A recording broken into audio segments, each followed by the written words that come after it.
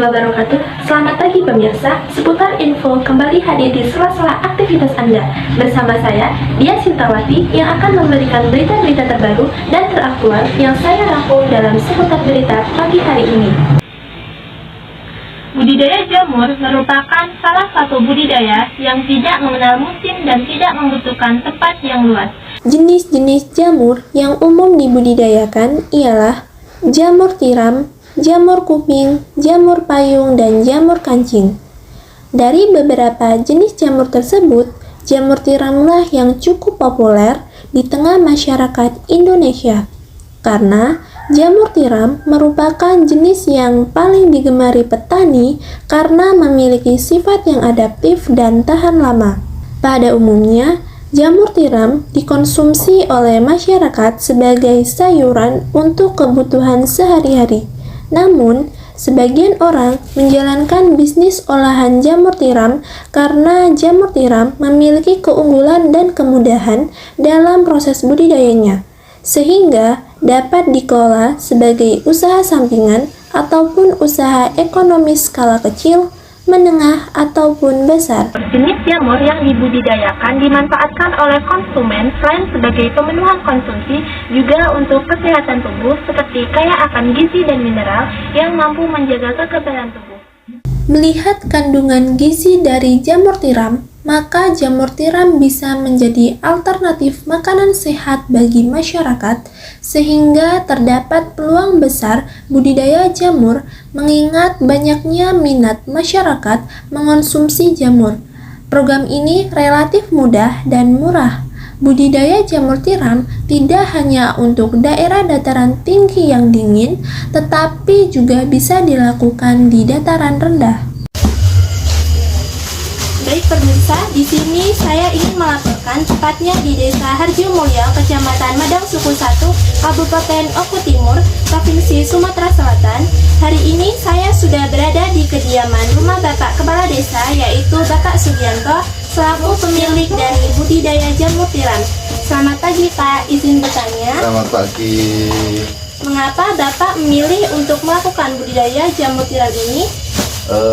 Karena budidaya jamur tiram ini memanfaatkan sumber daya alam yang ada, potensi sumber daya alam yang ada, dan bahan bakunya sangat murah. Makanya dalam hal ini limbah jadi barokah gitu ya. Jadi kenapa saya harus menggeluti itu, karena satu, sumber daya alamnya tersedia penuh di sini, terus kemudian cara budidayanya mudah, terus hasilnya melimpah. Selanjutnya, bagaimana cara budidaya jamur tiram ini dan apa saja yang diperlukan?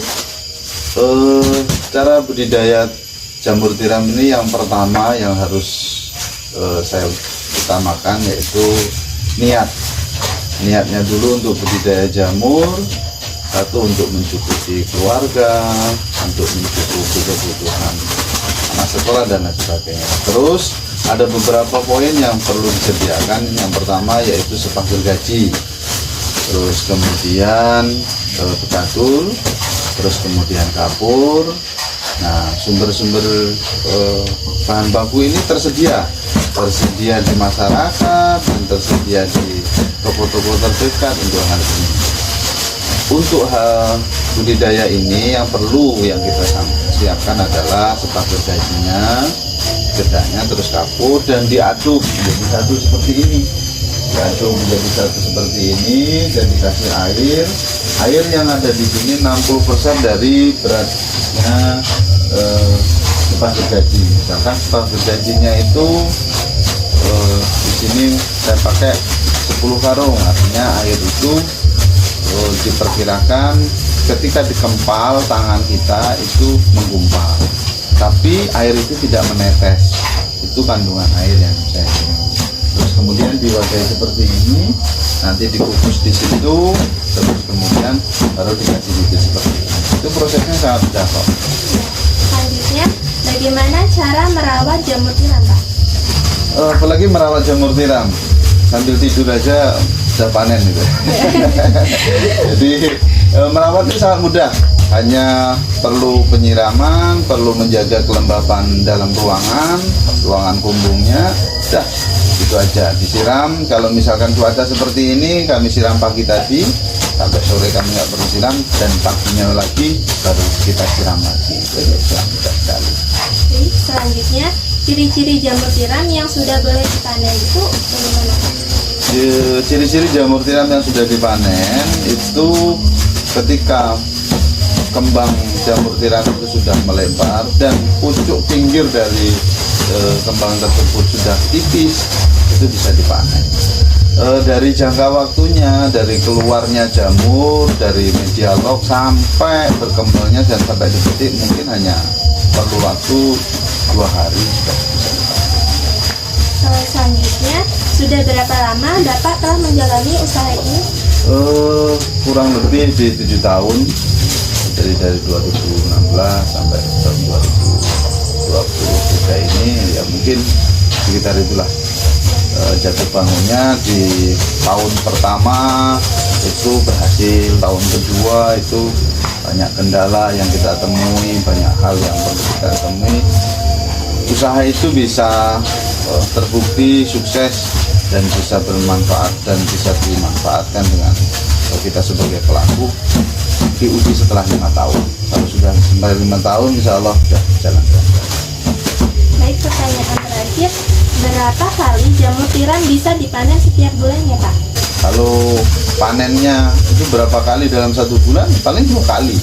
Dalam satu media 2 kali dia panen. Karena 15 hari dia panen, terus kemudian dia nunggu 15 hari baru tumbuh lagi. Tapi dalam hal ini kemenangan kita karena banyak. Yang ini tumbuh di sini, besok yang ini belum tumbuh, yang ini belum tumbuh, jadi akan rutin.